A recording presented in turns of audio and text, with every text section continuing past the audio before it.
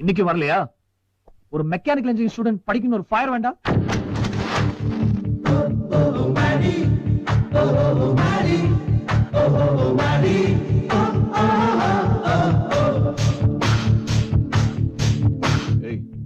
கிளாஸ்ல இல்லைன்னு கேட்டாங்க.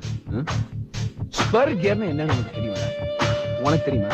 டிகிரி வாங்கிருக்கானவன் அவனுக்கு சேர்த்து நான் கிளாஸ் இருப்பேன். காலேஜ் அனுபவிக்கணும் மச்சி. அதை விட்டுட்டு லைஃப்ல அப்புறம் இருக்கல லிமிட். அப்போ சீரியஸ் ஆயிக்கலாம்.